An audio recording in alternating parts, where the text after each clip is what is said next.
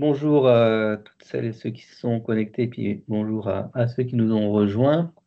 Donc, on est réunis ce matin pour une petite heure pour évoquer donc la transparence financière des clubs sportifs.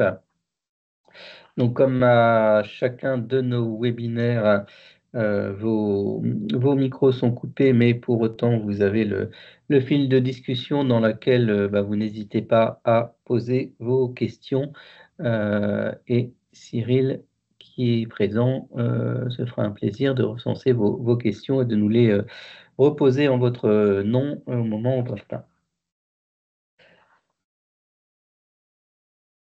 Donc, pour commencer, donc petite présentation de vos interlocuteurs. Donc, moi-même, Loïc Paul, donc expert comptable associé pour la région Nextinso Centre-Ouest, donc basé à Chartres. Et donc, j'accompagne un certain nombre de clubs sportifs de niveau national ou professionnel, plutôt sur l'aspect expert comptable. Et puis, je vais laisser mon binôme Sébastien se... Ouais, donc Loïc, donc Sébastien Landé, donc moi aussi je suis expert comptable associé en Normandie, plus exactement. Donc j'interviens dans le sport, alors à la fois double étiquette aussi, principalement dans le secteur du football, à la fois en tant qu'expert comptable, mais aussi trésorier d'un club sportif en N3. Donc voilà, je suis confronté un peu aussi de l'autre côté, on va dire, de l'autre côté un peu des éléments demandés par la DNCG. Très bien. On va rentrer directement donc, dans le vif du sujet. Donc, on va voir un peu aujourd'hui donc, qu'est-ce qu'on entend par communication financière, faire un focus donc, sur les commissions de gestion des fédérations, comment derrière on peut organiser sa comptabilité pour avoir justement une préparation et un rendu optimum, en tout cas le plus facile possible, et un petit retour des expériences qu'on peut avoir les uns les autres sur ces différentes questions de commission et points d'alerte qu'on pourra partager ensemble. C'est surtout, oui, Loïc, apporter des points d'alerte des DNCG et des points sur les aspects sociaux, fiscaux et réglementaires, d'attirer l'attention et d'être vigilant. Alors, donc quand on parle de communication financière, donc ça peut être assez large, donc il faut déjà déterminer pour qui on communique et du coup, qu'est-ce qu'on va communiquer comme élément. Donc, les interlocuteurs pour la communication financière des clubs sont assez variés. On a évidemment l'Assemblée générale. Alors, Assemblée générale, qu'on soit en société sportive ou en association, donc qui va être à tenir une fois par an où on doit rendre compte hein, des éléments financiers de l'année. Donc, je tiens juste attention hein, sur les délais. Pour ce qui est des associations, hein, il n'y a pas de base de date limite particulière qui est fixée. Hein. Les textes nous disent, donc la loi 1900, qu'il faut le faire une fois dans l'année, mais on n'a pas de date limite. Maintenant, on a un certain nombre d'autres contraintes, que ce soit par les fédérations, que ce soit par des conventions de financement qu'on a signées, qui peuvent nous imposer en tant qu'association à tenir l'Assemblée générale ou dans les 6 mois, voire beaucoup plus tôt, si on a des remontées de comptes validées et certifiées à faire dans les 3 4 mois de la clôture. Donc nécessairement, il va falloir tenir son assemblée générale avant. Euh, donc ça, je dirais, c'est le bilan une fois dans l'année de manière un peu générale des infos financières. On a aussi d'autres points d'étape qu'on va avoir avec ou ses actionnaires, ou son conseil d'administration, comité directeur, bureau, tout dépend comment on est organisé en association, où là, on va avoir des points plus réguliers à faire. On a tout ce qui va toucher au domaine des subventions, à la fois donc, dans les dossiers de demande de subvention où bah, il y a des éléments financiers qui sont à reporter et à l'issue de la période subventionnée, généralement des comptes rendus financiers des actions à réaliser. Même chose, donc côté appel à projet, hein, donc là on va être sur un domaine un peu plus précis que la subvention qui peut être assez générale, mais on aura la même chose, donc le budget du projet à défendre et son compte rendu à rendre aux financeurs.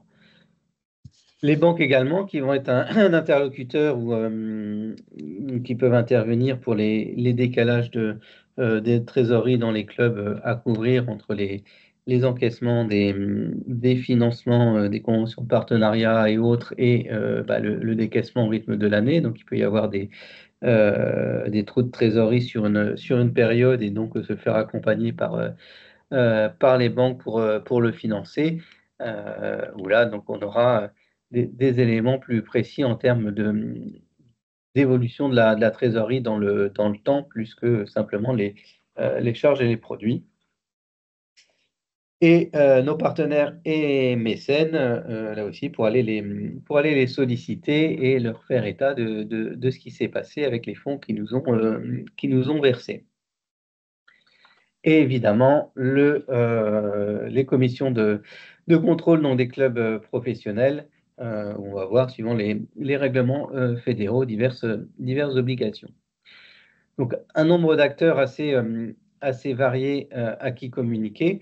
Donc, la communication va pas être la même pour tout le monde, hein, puisqu'il va falloir donc l'adapter au public qu'on va avoir en face de soi au moment de cet exposé des éléments financiers. Donc, ils peuvent être synthétiques, mais à la fois globaux pour l'Assemblée générale, puisque même si on regroupe les postes, on va brosser un petit peu bah, les recettes, les dépenses pour présenter le résultat. Des choses plus détaillées, comme je disais, pour les conseils d'administration, pour pouvoir piloter et voir les évolutions de postes et les dérapages éventuels par rapport au budget qui a été établi. Donc, il va falloir choisir pour chaque public bah, des informations pertinentes qui vont être parlantes pour notre interlocuteur en face.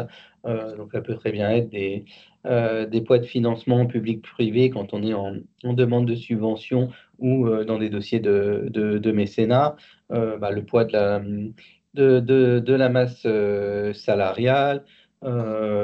Pareil sur des demandes de mécénat ou de partenariat, bah, le coût moyen d'un licencié ou d'une équipe pour que le mécène puisse se positionner son montant de participation en regard de ce que coûte une équipe ou un licencié en face. Les modèles de présentation, là aussi, ils peuvent être très variés. Donc, soit des cadres imposés, hein, généralement sur les DNCG, on a des cadres normalisés à rendre avec les informations. Sur des demandes de subventions, il y a souvent également des tableaux de bilan, de compte de résultats et de compte rendu financier à utiliser et bah, de s'attacher à avoir une lisibilité de ces informations données pour le public qui est en face, pour que ce soit pertinent et donc éviter les états financiers qu'on vous communique en tant qu'expert comptable qui ne sont pas forcément lisibles pour tout le public, parce que si on imagine une assemblée générale où vous descendez la plaquette du bilan du compte de résultat ligne à ligne, vous risquez de à la fois perdre votre auditoire et pas apporter d'informations pertinentes. Donc évidemment, faire des synthèses et des présentations qui vont être adaptées une nouvelle fois. Et également en termes de timing, puisque selon les cas, on aura soit si je prends les commissions de contrôle, donc une audience avec un timing, donc selon les fédérations, mais en gros 1 heure à 2 heures, suivant les fédérations et les moments dans l'année pour présenter ces états. Bah, en assemblée générale, on peut prendre du temps, mais là aussi, généralement, l'audience attend quelque chose de plus concis. Si on va faire une approche d'un partenaire ou un mécène, va être très concis, puisque effectivement, il n'a pas un temps, un temps dédié à une présentation comptable pour ça. Et du coup, entre les états financiers, des diaporamas, des différentes synthèses graphiques, on va adapter le contenu. Donc ça, c'est un peu un préambule en disant que à la fois les interlocuteurs pour restituer des informations financières et les supports de ces informations financières vont être variés, même si pour autant, la base, elle va être la même pour construire tous ces états. Et donc, pour pouvoir construire tous ces états, si on a une comptabilité, ce qu'on va voir juste après, plus adaptée, on pourra plus facilement aller rechercher les éléments.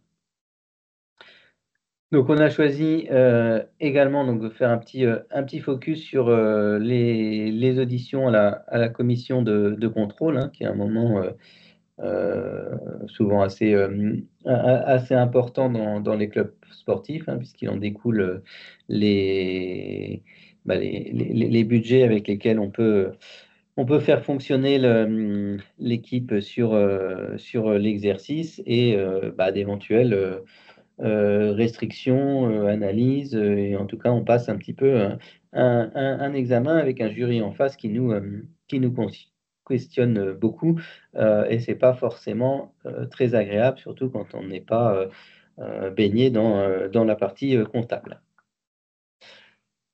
Donc rapidement, les commissions de contrôle de gestion, donc elles dépendent hein, des fédérations sportives, hein, c'est vraiment des organes internes aux fédérations sportives qui vont veiller donc à cette transparence financière, à la conformité hein, des éléments financiers par rapport aux réglementations et aux opérations administratives, elles assurent le respect donc des règlements internes, hein, donc tous les règlements fédéraux qui s'imposent au club et plus globalement des lois, puisque ça doit respecter également les normes comptables, les normes sociales et fiscales dont on fera le rappel avec Sébastien tout à l'heure.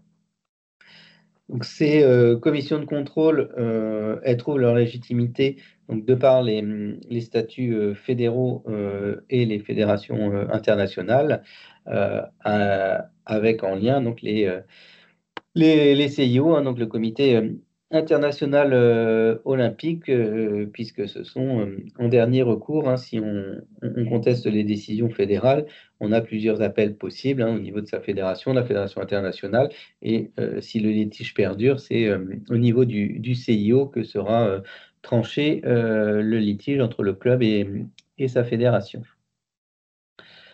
Donc, dans les obligations réglementaires posées pour ces commissions de contrôle de gestion, hein, donc elles existent aussi puisque le Code du sport prévoit hein, que pour les structures fédérales, il y ait la mise en place de ces organes de contrôle des clubs.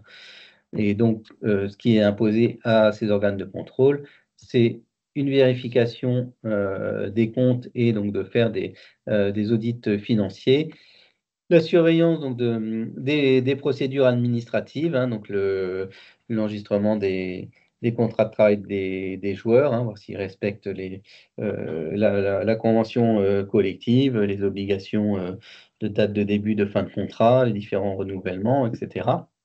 Le contrôle donc des règlements sportifs et des codes d'éthique qui peuvent être mis en place par les différentes fédérations. Donc, dans ces fonctions principales, on va retrouver ces audits internes, donc l'examen et la validation des états financiers.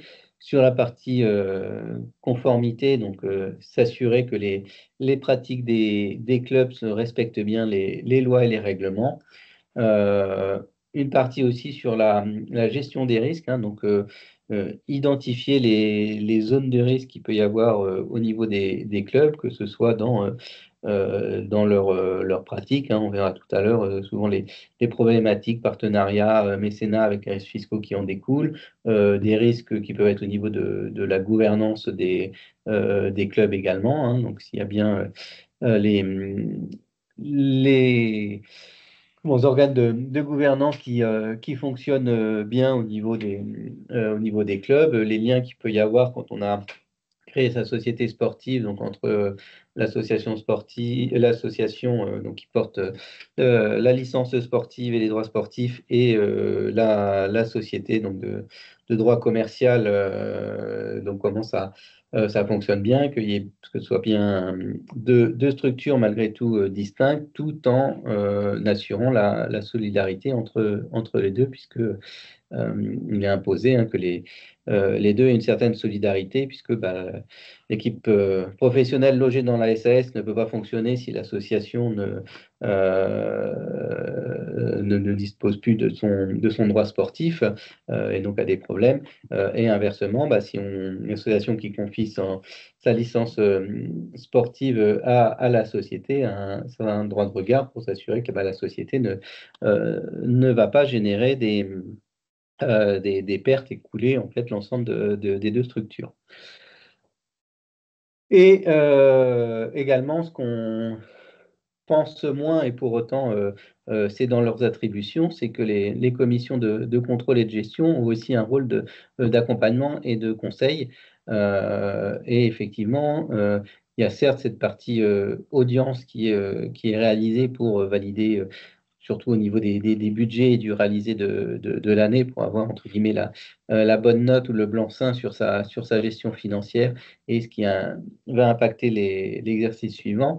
Mais elle peut être aussi saisie à tout moment et on a généralement des permanents de ces commissions dans les fédérations qu'on peut solliciter à tout moment de l'année pour avoir des précisions sur le fonctionnement ou des avis sur des opérations qu'on souhaite mettre en place. Donc, c'est vrai on les sollicite pas forcément assez, mais dans toutes les fédérations, ils sont aussi à disposition pour apporter des conseils et des recommandations au-delà des échéances d'audience fixées par les textes. Donc, pour bien préparer cette audience, il faut évidemment comprendre quelles sont les attentes de la commission. Donc, qu'est-ce qu'ils vont avoir comme objectif au moment de ce rendez-vous. Donc, on va retrouver hein, évidemment leurs attributions. Donc, vérifier la conformité des opérations du club avec les règlements et les statuts, évaluer la transparence, la justesse des pratiques financières et donc cette gouvernance éthique et responsable avec des points particuliers sur bah, les résultats financiers, les audits récents, donc que ce soit à la fois la certification du commissaire aux comptes, mais si on a bénéficié de contrôles URSSAF ou de contrôles fiscaux pour avoir bah, ce qui a pu être mis en lumière lors de ces contrôles. Donc, il en découle les conformités donc réglementaires et légales, toute la gestion des risques et des procédures internes, hein. Donc, elle s'assure aussi hein, que il y a bien dans les structures, notamment associatives, un bureau qui fonctionne bien avec bah, le président qui préside, le trésorier qui ordonne les dépenses, que voilà, les assemblées sont tenues, puisque on doit remonter aussi ces PV d'AG et ces validations de résultats annuels. Et puis également en lien, donc bah, la présentation des projets du club, donc des différents projets sportifs et stratégies de développement, mais ça peut être aussi sur des stratégies de montée et bah, des différentes échéances, puisque quand on passe certains niveaux, il y a des centres de formation qui s'imposent avec des délais plus ou moins longs. Donc voilà, s'assurer que tous ces éléments sont bien pris en compte dans la stratégie du club pour pas se retrouver avec une montée qui va être au bout d'un an entre guillemets invalidée et puis une redescente derrière puisque rien n'avait été mis en place en amont pour avoir son centre de formation ou respecter les niveaux de réserve imposés par certaines fédérations. Donc ça, c'est leurs attentes. Donc évidemment, pour passer un moment moins douloureux, donc le but, c'est de bien préparer ces documents. Donc, vous avez dans le cadre vert, évidemment, il y a un courrier ou un mail des fédérations où ils rappellent tous les éléments qui sont nécessaires et à communiquer à la commission suivant les différentes dates d'échéance. Mais ça va comprendre notamment tout ce qui est bilan, compte de résultats et état financier détaillé. Donc tous les rapports de CAC ou de contrôle qu'on a pu avoir en cours d'exercice. De justifier donc des transactions significatives qui ont pu avoir lieu en cours d'année et tout ce qui va être autour du budget et des prévisions financières et notamment plan de trésorerie plus derrière, donc la partie plus administrative, donc avec les différents rapports, donc réunion de bureau de conseil d'administration, de comité directeur et autres, ce qu'on a pu mettre en place en termes de politique de contrôle interne, donc les registres et puis les plans stratégiques. Et donc, ce qui est important pour être serein au moment de ces échéances, c'est de bien anticiper les dates de remontée d'informations, hein. On soit le calendrier avec à quelle date faut envoyer quels éléments à la commission, avec ou des arrêtés comptables ou des balances, des plans de trésorerie, des budgets actualisés, des attestations ou le rapport du commissaire aux comptes suivant les échéances, et donc les différents mises à jour de budget. Donc, ce qui est vraiment important, c'est de réaliser son rétro-planning avec ses parties prenantes.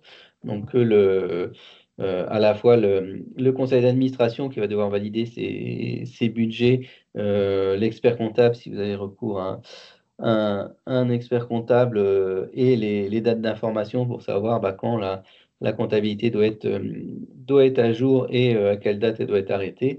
Et évidemment, même chose vis-à-vis du commissaire aux comptes, pour pas qu'on lui demande 2 jours avant la date de remontée de faire une attestation sur son budget ou sur sa situation comptable. Donc ça, ça s'anticipe en amont et surtout en début d'exercice. On peut déjà positionner dans son calendrier, au-delà des dates sportives, les dates aussi administratives de ce qu'il nous faut pour les commissions de contrôle. Et pour le jour J, donc anticiper la question. Donc, hein, généralement, on envoie quelques semaines, voire mois avant à la commission, donc l'ensemble des éléments. Et après, on a un délai avant d'être convoqué en commission. Donc, dans ce délai-là, hein, c'est de reprendre ces éléments pour pouvoir identifier les points sur lesquels on va être interrogé par la commission de contrôle.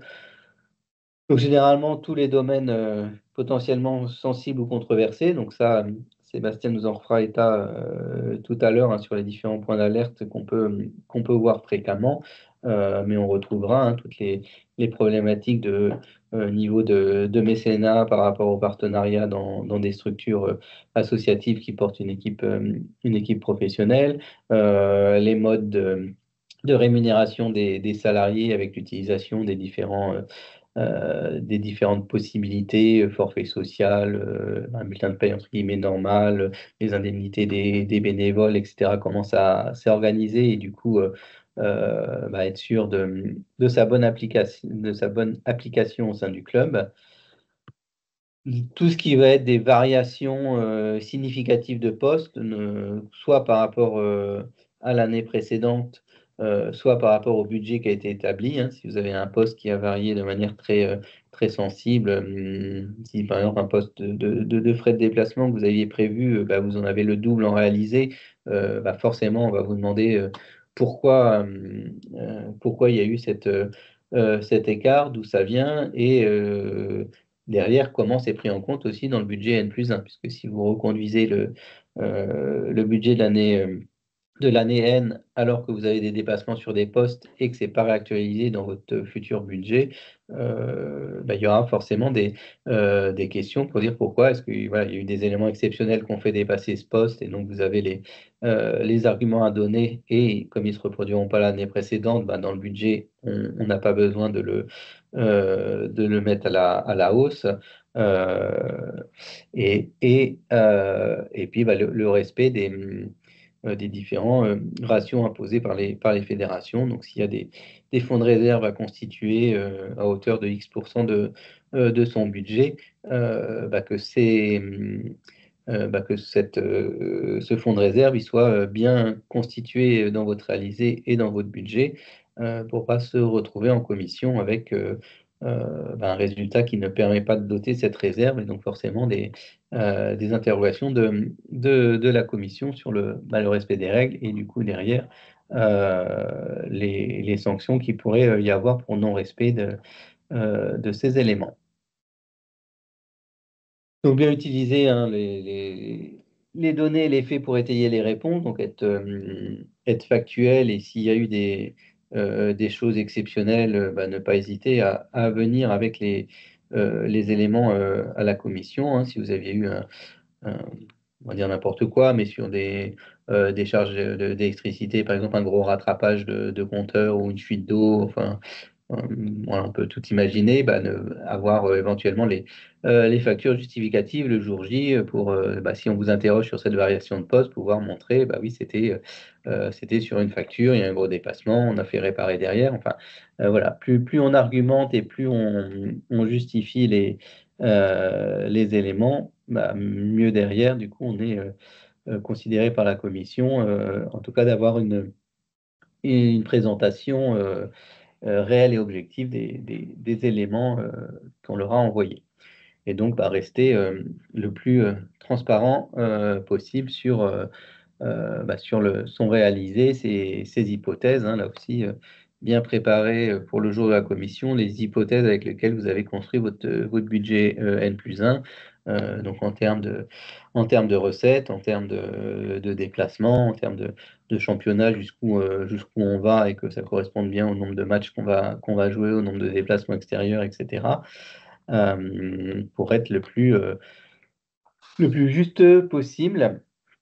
Et donc, avoir une attitude donc, proactive, donc cette anticipation déjà des questions va montrer que vous avez préparé votre audience et les principaux points, et évidemment rester ouvert à leurs remarques. Et donc si vous avez eu, à l'audience précédente des points d'alerte sur certains sujets, bah, qu'à l'audience suivante, vous puissiez démontrer que, les remarques qui ont été faites ont été prises en compte et qu'il y a eu des mesures correctives si nécessaire de fait. Donc sachant hein, que de ces audiences donc, peut découler diverses sanctions donc, qui peuvent aller jusqu'à des rétrogradations si la situation est vraiment pas claire ou trop enfin, en tout cas, ne respectent pas les équilibres financiers qui sont imposés. Mais ça peut être aussi des encadrements de budget avec donc des limitations pour pouvoir embaucher des joueurs sur la saison suivante ou des amendes s'il y a eu des points de dérapage ou de non-respect, mais que la commission juge que c'est pas suffisamment grave, entre guillemets, pour avoir un encadrement ou une rétrogradation, mais pour autant, bah, vous allez avoir une sanction financière qui va s'ajouter et du coup bah, baisser votre budget puisque ça va être des nouvelles charges qui vont rentrer dedans. Donc pour pouvoir répondre à toutes ces questions, bah, l'idée c'est, déjà d'avoir une comptabilité qui est tenue le plus à jour possible, puisque si vous la faites pas au quotidien, en tout cas pas régulièrement, mais uniquement la veille des auditions ou des remontées d'informations, nécessairement, ça va être plus compliqué d'anticiper.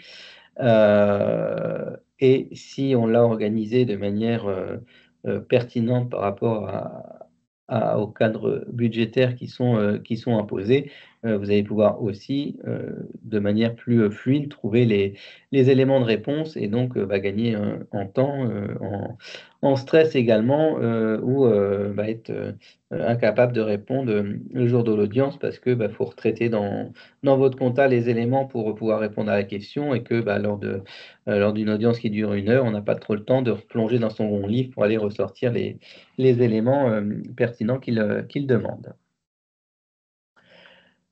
Donc cette organisation de comptabilité, donc on va voir, c'est un peu un cercle, on va dire, vertueux, pour le coup, qui va partir, j'ai pris le biais que ça partait du budget, hein, qu'on démarre pour une saison. Donc avant la fin de la saison précédente, on va établir son budget de la saison à venir. Donc on a, selon les fédérations, alors là je vous ai mis un exemple de la 2F2B, parce que j'ai particulièrement des clubs de basket, mais vous avez les cadres dans les autres fédérations. Donc on a le cadre budgétaire qui va être à compléter. Pour pouvoir remplir ce cadre budgétaire, on va définir son plan comptable le plus pertinent pour aller chercher les informations.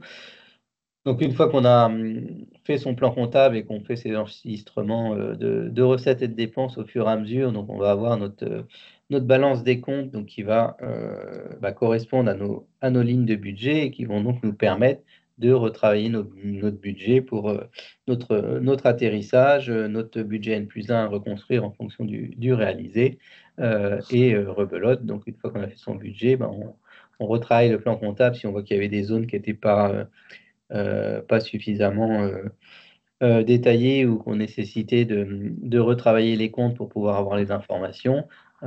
Et puis, on sort ses balances, on réajuste son budget de manière cyclique qui revient donc selon le niveau dans lequel on joue, donc il peut revenir assez régulièrement puisqu'on peut avoir des remontées trimestrielles dans pas mal de niveaux sportifs.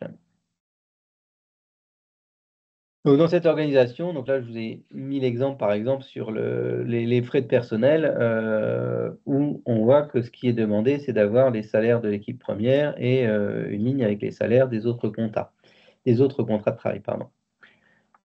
Donc on a 2 possibilités, hein, il y a la compta générale et la partie analytique derrière. Donc dans la compta générale, on peut effectivement distinguer ces salaires. Donc là, par exemple, on a distingué les salaires de l'équipe pro, les entraîneurs, le centre de formation, le personnel sportif qui est lié à l'équipe professionnelle, l'administratif, etc. Donc, ce qui nous permet d'avoir en lisibilité pas un simple compte 641 donc de charge de personnel où j'ai tous mes salaires bruts et du coup je dois retravailler en ressortant tous mes salaires un par un pour pouvoir les ventiler. Mais déjà au fur et à mesure de l'année, ils sont enregistrés et ventilés pour pouvoir remplir mes cases de budget et de réaliser. Donc ça, c'est une méthodologie, mais on peut aussi avoir qu'un seul compte comptable et gérer avec de l'analytique, voire de l'analytique très détaillée si on veut, selon les postes des joueurs, savoir exactement ce que coûte chaque poste. Donc voilà, c'est du basket, ça peut être voilà, sur un gardien, un avant-centre, un milieu de terrain, etc. On peut tout imaginer. Donc, ce qui permettra, avec la lecture là de la comptabilité analytique, d'avoir ces éléments. Donc, il y a des avantages et des inconvénients évidemment aux 2 systèmes. La subdivision de compte de la compta générale, on a une lecture plus rapide et plus directe des charges. Par contre, si on doit décomposer de manière trop fine, par poste, par exemple, là, ça deviendrait illisible parce que si je me retrouve avec 60 comptes 641 dans ma compta, là, du coup, on va perdre en lisibilité. Il va falloir tout réadditionner pour refaire ces comptes rendus, donc c'est pas forcément non plus optimal. Et de l'autre côté, l'analytique, là, ça va nous permettre d'avoir une analyse fine des dépenses, une compta générale qui peut être simplifiée, puisqu'avec un seul compte de charge, derrière en analytique, je peux avoir tout le niveau détail que je souhaite. Mais là, dans les inconvénients, c'est qu'on peut être sur ce qu'on appelle des multisaxes, donc avoir un axe professionnel, un axe amateur dans le compte, des subdivisions. Si j'ai des comptes rendus de subvention ou des appels à projets à suivre spécifiques, bah, je vais faire des axes complémentaires pour suivre ces dépenses-là. Bah, ça peut vite devenir une usine à gaz analytique où on passe plus de temps à rentrer ses dépenses et ses recettes dans la comptabilité que on aurait eu à réadditionner de comptes pour pouvoir avoir l'information dont on a besoin. Et puis derrière, donc, bah, plus on démultiplie les axes analytiques, plus on a un risque d'erreur de saisie, donc il va nécessiter de contrôler derrière. Donc sachant que le summum, c'est quand même le mix des deux. Alors une compta générale qui nous permet de répondre à nos budgets et derrière une analytique éventuellement pour suivre des dossiers spécifiques ou certains dossiers de subvention, d'appel à projet.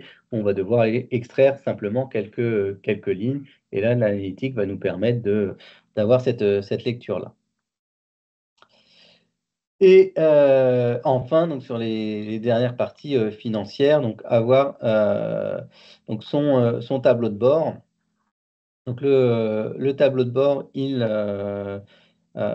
vous permet de suivre au mois le mois, donc en détaillé ou en cumul, la variation par rapport à votre budget, hein, donc sur la colonne prévisionnelle, avec les écarts, et qu'on peut du coup grossir, enfin voilà, développer ou regrouper selon les postes principaux qu'on veut suivre.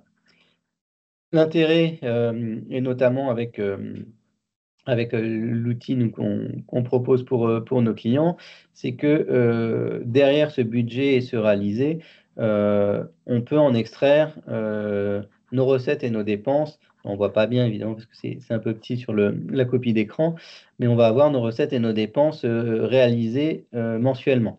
Donc chaque poste, et on peut aller du coup vraiment assez finement dans chaque ligne, savoir mois par mois ce qu'on a obtenu en recettes ou en dépenses et ce qui va nous permettre de construire son plan de trésorerie avec la saisonnalité qu'on connaît de l'année précédente.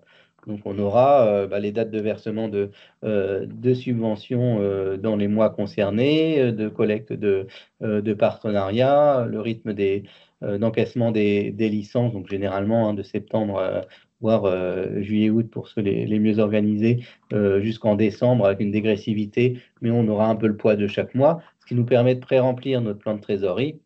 Et ce plan de trésorerie, donc, qui est très important, puisque c'est celui qui va nous déterminer réellement le mois où on a un besoin de trésorerie le plus fort. Alors, on ne voit pas bien, mais là, dans le cas fictif que je vous ai proposé, bah, on a le gros des subventions qui arrivent en janvier, ce qui fait que de juillet à décembre, on a une trésorerie qui fond, qui se, re- qui se réalimente au mois de janvier et donc on a un gros besoin de trésorerie à fin décembre. Donc il va falloir couvrir avec nos partenaires bancaires, et ce qui permet bah, d'aller à sa commission de contrôle en connaissant son besoin de trésorerie, en ayant déjà l'appui de son banquier avec la demande de financement qui va bien et si possible l'accord de financement qui va bien afin de les rassurer.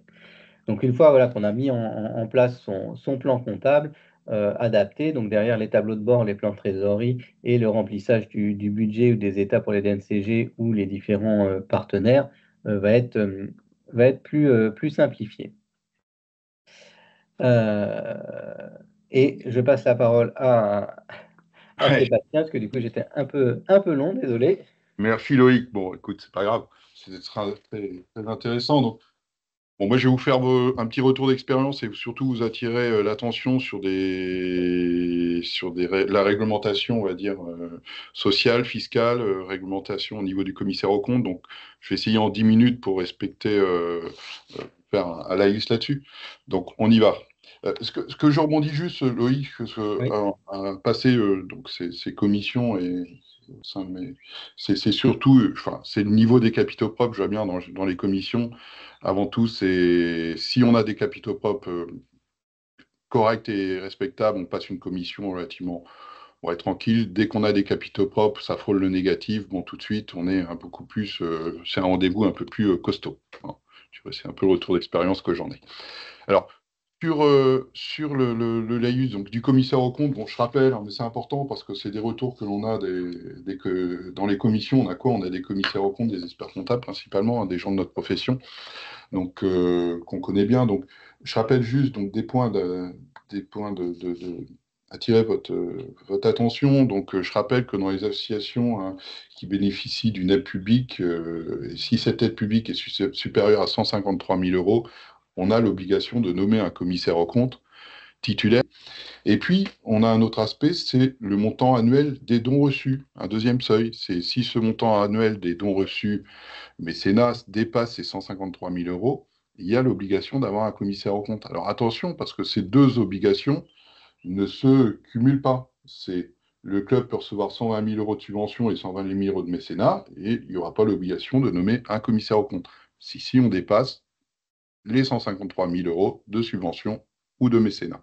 Donc attention, parce que les conséquences peuvent être quand même assez lourdes pour l'association. Hein. Je rappelle juste qu'il y a il y a comment des risques juridiques, mais des risques aussi au niveau pénal. Le risque juridique, c'est nullité de l'ensemble des délibérations prises en assemblée, hein, des années où vous aviez l'obligation d'avoir un commissaire aux comptes et où il n'y en avait pas. Donc, quand vous nommez juste à titre un commissaire aux comptes, je rappelle, et que vous aviez l'obligation de l'avoir, le commissaire aux comptes va avoir des rapports complémentaires à faire. Le code civil, c'est 5 ans. Il revient 5 ans en arrière pour faire des rapports complémentaires, sachant qu'il est nommé, lui, pour les 6 années suivantes. Et puis, il y a surtout des risques pénals à l'égard du dirigeant, non négligeables, hein, une peine d'emprisonnement de 2 ans et une amende de 30 000 euros à l'encontre du dirigeant. Voilà. Donc, attention avec ces seuils et de bien respecter cette réglementation. Donc ça, c'était le premier point. Deuxième point, on va voir plus des points à caractère sociaux. Et le premier point, c'est tout ce qui est lié, enfin, je veux dire, dans les clubs, les sommes versées donc, par une association sportive à une personne pratiquant d'une discipline sportive, hein, donc en équipe ou en individuel, bah, sont soumis automatiquement à cotisation, à contribution sociale, qu'est-ce que soit le statut du professionnel, s'il est amateur ou professionnel. Par contre, il y a des dispositions particulières prévues au niveau en matière de cotisation de sécurité sociale pour prendre en compte ce secteur spécifique du monde sportif. Et tout ce qui est le sportif, l'entraîneur ou la personne qui assure des fonctions indispensables à la tenue d'une manifestation sportive, il y a deux dispositifs. Il existe la franchise URSAF. Alors attention, il y a une petite dans le support, c'est pas grave. Et puis, il y a l'assiette forfaitaire. Voilà. Donc, sur ces deux régimes, si vous voulez, pour être synthétique sur la chose, la franchise sur staff, elle est applicable principalement quand vous avez. Alors, ce qui est intéressant, c'est ça concerne quelle rémunération? Bah, les salaires, les avantages en nature, mais surtout dans le sport, les primes de match ou de transfert. Et c'est surtout ça, c'est si vous avez un sportif et que vous lui versez par exemple des primes de match, sachez qu'elles sont exonérées de 149 euros. Donc c'est le seuil de franchise 149 euros par manifestation et elle est limitée à 5 manifestations par mois, hein, par personne. Hein. Donc vous avez déjà 5 fois 149, une exonération au niveau de ces primes de match versées aux sportifs par exemple. Et puis vous avez dans un second avec temps, juste Sébastien, ouais, vas-y, important, ces ouais. primes de match, il faut bien matérialiser que les joueurs à qui on les verse figurent sur la feuille de match. Il faut Oui, qu'on bien justifie sûr. bien qu'ils aient participé au match. Hein. Il s'agit pas, on n'a pas le droit à 5 fois 149 sans justifier qu'ils ont bien joué ou pour les bénévoles qu'ils ont bien été présents, etc. Donc il y a un peu de Ouais. feuille de présence, de justification à faire. Moi, je joins à toutes les feuilles de match sont jointes à mes justificatifs de remboursement de primes de match. Et puis, donc, il y a un état et on joint toutes les feuilles derrière. Voilà, des feuilles de match. Comme ça, on est couvert en cas de contrôle par l'administration. Il faut savoir que l'administration est assez friand sur ces contrôles-là dans les clubs. Et puis, le deuxième, c'est l'assiette forfaitaire. Alors, l'assiette forfaitaire, elle, c'est plutôt un dispositif qui peut... Alors, elle est cumulative pour les sportifs, hein. On peut faire la franchise ensuite l'assiette forfaitaire, mais c'est surtout ensuite les éducateurs et entraîneurs eux, qui ne sont qu'éligibles à la base forfaitaire. Et donc, je ne vais pas rentrer dans le base de la base forfaitaire, mais les cotisations ne sont pas, elles sont imposables, non pas sur le réel, mais sur une base réduite, hein, définie. Par exemple, j'avais un exemple, si on a une rémunération pas là, mais on rentre, mettons, on a une rémunération à 590 euros, ben, les cotisations sont en base. Alors, je vais vous dire exactement le montant. Voilà, vous êtes à 175 euros de base forfaitaire d'imposition à l'assiette forfaitaire. Donc, c'est important de le savoir. Alors, ensuite, les avantages en nature. Alors, le retour d'expérience que j'ai des avantages en nature, si vous voulez, c'est purement et simplement, bon, la définition de l'avantage en nature, c'est une fourniture fournie par un employeur à ses salariés d'un bien ou d'un service, hein. Donc, dans ces cas, c'est soumis à cotisation sociale. Donc, le retour d'expérience que j'en ai, donc ça peut concerner quoi? La nourriture, le logement, les véhicules, les outils de communication, par exemple, hein. Le retour d'expérience que j'en ai, je suis dans une structure associative, j'ai vu un entraîneur donc, qui était salarié, qui avait un véhicule, sans avantage en nature, et en plus avec des frais de déplacement. Voilà, donc le cas là, formidable que, que, que j'ai pu rencontrer. Ou un autre cas, on rencontre régulièrement, on a des joueurs, et puis on leur met un logement à disposition, et puis quiz de la mise à disposition du logement. Voilà, donc ça c'est des cas, attention, j'attire l'attention, c'est des cas qu'on peut rencontrer, enfin qu'on rencontre, je dirais, dans ce milieu-là sportif. Ensuite, les indemnités kilométriques. Alors, les indemnités kilométriques, je dirais, ça, c'est un sujet que la DNCG est assez sensible, tout ce qui est remboursement de frais de déplacement, car eux estiment que, enfin, ils regardent que des frais de déplacement ne passent pas, soient bien justifiés et que ça ne soit pas de la rémunération, on va dire, entre guillemets, déguisée, hein, non soumis à cotisation sociale. Donc, les frais de déplacement doivent être justifiés et correspondre à des frais réels, hein, engagés par le bénéficiaire. Alors, il faut savoir que dans les joueurs, si vous avez des contrats fédéraux, hein, ça, en aucun cas, ils ne peuvent prétendre et être attribués à des frais de remboursement de frais de déplacement. Ça, ils sont sensibles là-dessus. Et donc, lorsqu'on rembourse des frais, l'employeur peut prendre en charge, c'est souvent entre la résidence habituelle et le lieu de travail. Donc, par exemple, c'est un éducateur, on a un éducateur, on peut lui rembourser de son lieu de travail à son habitation les frais de déplacement. Ça, c'est accepté. La DNCG nous accepte ces remboursements. Et les remboursements, aujourd'hui, il y avait un remboursement antérieurement spécifique aux bénévoles d'association. Aujourd'hui, ils sont alignés sur le remboursement du barème fiscal des salariés. Voilà. Sur les frais de déplacement, le formalisme à respecter, c'est quoi? Bah, c'est tout simplement c'est ce que je disais, les contrôles URSSAF sont très friands à ce niveau-là, et de bien présenter l'ensemble des justificatifs qui est aux frais de déplacement, et de respecter un formaliste, hein. Il y a un cadre un petit peu légal de remboursement de frais, et de bien respecter que ça soit bien détaillé, le nombre de kilomètres, au taux de remboursement en fonction du barème que vous remboursez, et que ça soit justifié. Et puis surtout que vous soyez en possession dans votre dossier des photos de carte grise et des permis de conduire de la personne que l'on défraie, hein.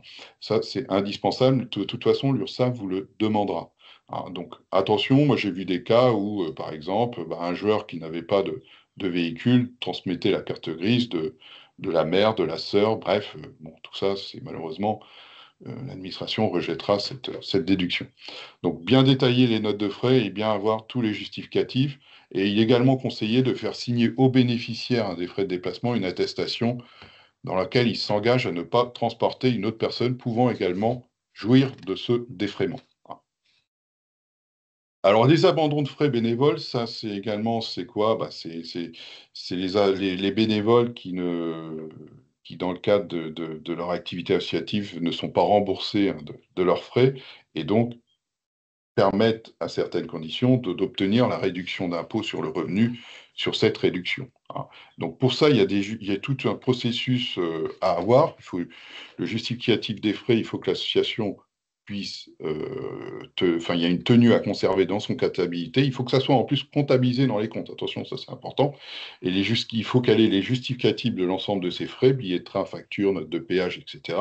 Les derniers, le nombre surtout des kilomètres, hein, parcourus avec le véhicule personnel, et surtout une déclaration de non-renonciation au remboursement de ses frais bénévoles. Ah, donc ça, souvent, c'est matérialisé avec un engagement du bénévole. Je sous-signais, monsieur certifie renoncer au remboursement des frais ci-dessus et les laisser à l'association en tant que non. Donc, tout ça, il y a un formalisme à bien respecter et surtout, ça soit bien comptabilisé dans les comptes de la structure. Voilà, donc ça, c'est sur les aspects. Alors, j'essaie d'aller assez vite pour respecter le timing. Ça, c'était les aspects sociaux. Les aspects fiscaux, donc là, c'est plutôt les retours d'expérience et les DNCG. Toujours, enfin, moi, ce que je peux vous dire, ils regardent une chose, c'est les activités, enfin, enfin, les activités lucratives que vous pouvez avoir au sein de la structure. Alors, dans un club, qu'est-ce que vous avez? Vous avez les recettes de billetterie, les recettes de bar ou les recettes de sponsors, les partenariats. Et tout ça, eh bien, si vous voulez, dans une structure associative, votre activité principale, c'est loi 1901, c'est d'avoir des activités non lucratives. Ça, c'est votre activité prépondérante, mais vous pouvez avoir ces activités lucratives. Et donc, il y a une franchise de recettes annuelles qui n'est pas à dépasser, c'est en 2024, 78 596. Si vous dépassez ce seuil, eh bien là, il faut aller sectoriser votre structure avec vos activités lucratives, non lucratives, et l'activité lucrative sera soumise aux impôts commerciaux qui sont la TVA, l'impôt sur les sociétés et la contribution économique territoriale. Alors, tout ça, c'est dans quel but, hein? C'est de ne pas créer de distorsion de concurrence avec les entreprises, hein, du secteur commercial, hein. C'est principalement ça, que tout le monde soit aligné. Donc, faites attention à vos recettes de billetterie, de bars, de sponsors, et puis d'autres peut-être prestations diverses, mais à ce seuil de 78 596, c'est souvent, si vous voulez, dans des Coupes de France, où les Coupes de France, les recettes de billetterie augmentent très vite quand vous passez dans des tours, et tout de suite, vous pouvez être amené à dépasser ce seuil, et donc tout de suite, à mettre en place la sectorisation au sein de votre comptabilité, qu'a parlé tout à l'heure Loïc. Voilà, donc ça c'est un premier point. Donc la sectorisation, je ne reviens pas dessus, j'en ai parlé. Et pour finir, la distinction entre le mécénat et puis le partenariat. Alors attention également, hein, ils sont friands. Donc je dirais, soyez vigilants à cet aspect-là de le partenariat, c'est une prestation de service, hein, où ça soutient, enfin le partenaire soutient une manifestation et dans le but d'en tirer quoi? C'est ça important, c'est la contrepartie, un bénéfice direct, hein. C'est promouvoir l'image du parrain et qui comporte l'indication de son nom et de sa marque, hein. Donc ça c'est le mécénat, pas le mécénat, le sponsoring, pardon, et le mécénat, lui, c'est un soutien matériel apporté sans contrepartie où elle ne dépasse pas 25%, c'est-à-dire il ne doit pas avoir de retour direct sur les activités marchandes du mécène de plus de 25%. C'est souvent difficilement chiffrable, hein, ça, dans ce secteur-là. Donc, je rappelle, il y a une instruction fiscale du 26 avril 2000 qui permet de faire apparaître le nom et le logo du mécène sans pour autant remettre en cause le caractère désintéressé de ce partenariat. Alors, juste pour finir sur le mécénat, avant tout, quand vous allez voir un mécène, à parté, c'est d'avoir un projet associatif, le projet du club, la présentation du club avant tout, et l'avantage du mécène, hein, je rappelle qu'il y a la réduction d'impôt de 60% du montant qui vous a été octroyé dans la limite de 5 pour 1000 du chiffre d'affaires de la personne et de 20 000 euros pour les TPE, PME. Hein, c'est un avantage quand même très avantageux pour le mécène au niveau fiscal, mais lui, je dirais, il vient secondaire quand vous allez solliciter des mécènes qui aujourd'hui sont pas mal sollicités par divers secteurs associatifs qui sont concernés par l'article du Code général des impôts. Voilà, j'ai été assez succinct, bref. Si vous avez des questions, c'est le moment. Alors, il y Loïc, a tu des veux rajouter questions quelque chose? sur. Non, t'as des questions du coup sur existe-t-il un barème obligatoire de remboursement de frais? Une asso peut-elle choisir son barème? Il y a le barème fiscal donc, qui est lié à tout aujourd'hui remboursement de frais au niveau des frais kilométriques et des kilomètres parcourus hein, qu'on retrouve sur les sites, le site Inexenso ou les sites de l'administration. Et puis ensuite, alors oui, enfin, Loïc, moi Oui, dans un club, oui, on peut rétribuer moins un taux forfaitaire de kilomètres tant qu'il est ouais. inférieur au barème fiscal. Je vois pas de problématique à ce niveau-là, c'est le règlement intérieur. Au-delà, par C'est contre, c'est soumis à sous cotisation. réserve, attention, c'est Ouais. le barème que l'association peut choisir et peut le choisir effectivement pour ses bénévoles. Pour les salariés, eux, le barème des frais kilométriques fiscales s'impose parce qu'ils sont régis par le droit du travail et qu'il n'y a pas de raison qu'on ne rembourse pas l'indemnité kilométrique fiscale légale. Donc, et en tout cas, donc si on fixe, effectivement, c'est, comme disait Sébastien, un barème inférieur aux indemnités kilométriques fiscales, parce que si c'est supérieur, la différence qui dépasse, ce sera reconsidéré comme du salaire au niveau des charges sociales et de l'impôt sur le revenu. Et puis, une deuxième question, le remboursement des ICA est-il possible pour les joueurs semi-pro? Alors, s'ils sont pas pour moi, s'il n'y a pas de contrat fédéraux, oui. Hormis si quelqu'un dans le public me contredit. Mais voilà ma réponse. Non, j'aurais fait la même réponse, à condition évidemment qu'il soit, comme l'a dit Sébastien, bien justifié, donc avec les motifs de déplacement. Et donc, je repréciserai juste hein, par rapport à ce qui vous a été exposé, enfin, c'est à bannir les remboursements de 200 km forfaitaires tous les mois.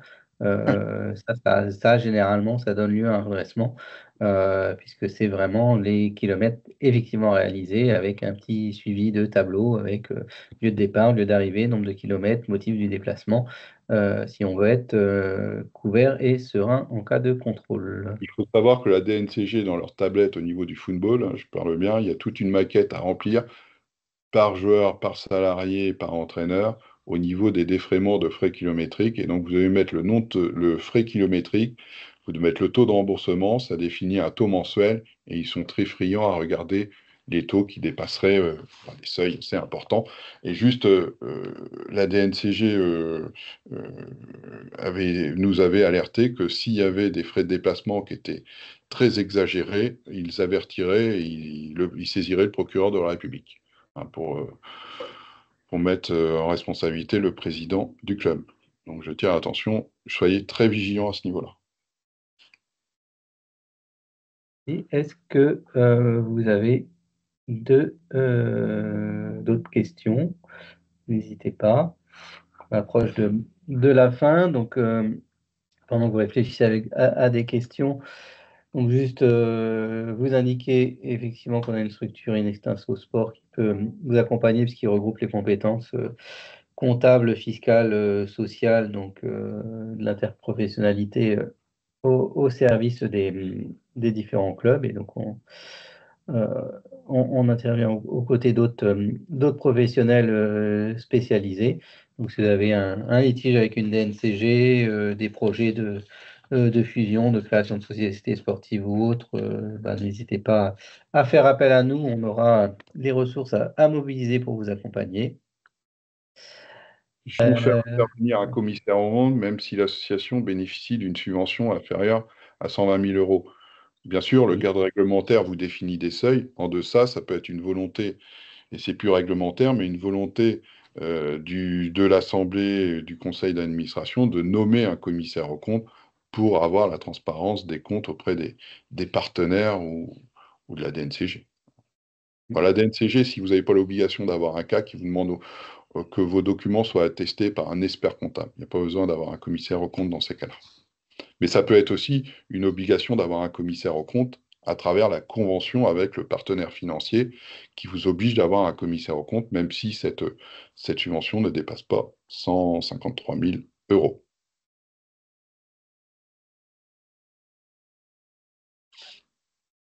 Il y a deux oui. questions.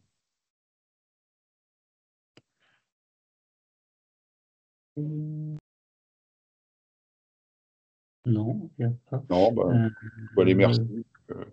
en cas de litige avec l'expert comptable, peut-on demander un commissaire aux comptes? Alors, c'est deux missions qui sont distinctes, hein. Donc, le commissaire aux comptes, lui, a un rôle d'analyse, d'audit des comptes, entre guillemets, dans les grandes masses et surtout de prise en compte des risques, que ce soit en gestion interne et en risque potentiel sur la structure. En tout cas, c'est pas le commissaire aux comptes qui traitera le litige que vous pouvez avoir avec un expert comptable. Là, si il y a un vrai litige, c'est à l'ordre des experts comptables de traiter. Après, si c'est sur une position de comptabilité, bah, il y aura un échange effectivement entre l'expert comptable et le commissaire aux comptes pour l'arrêt des comptes, s'il y a un point ou des options comptables qui peuvent être prises. Donc, il peut y avoir un échange éventuel, mais tout dépend, voilà, le niveau de votre litige. Mais si c'est un litige professionnel, c'est pas le commissaire aux comptes qui sera habilité à traiter ce cas. Eh bien, écoutez, on a légèrement dépassé le timing, mais s'il n'y a pas d'autres questions qui arrivent, on va vous libérer. Donc, en espérant que ça vous a intéressé. Donc là, vous avez les contacts en région, donc suivant là où vous habitez. Donc vous pouvez contacter nos référents associations qui pourront vous accompagner ou vous orienter suivant vos problématiques. Et puis, on est du coup en fin de saison, puisqu'on arrive enfin dans l'été et les beaux jours. Donc, on Soleil. était le dernier webinaire de cette saison. Vous avez le rappel de ceux qu'on a fait précédemment et qui sont disponibles en replay sur notre site L'Essentiel. Et on reviendra de toute façon au mois de septembre avec un nouveau planning de webinaire pour l'année prochaine. Donc, vous remerciant une nouvelle fois de votre participation. Et bonne journée à toutes et à tous et au plaisir. Merci à vous et bonne journée. Un plaisir. À bientôt. Au revoir.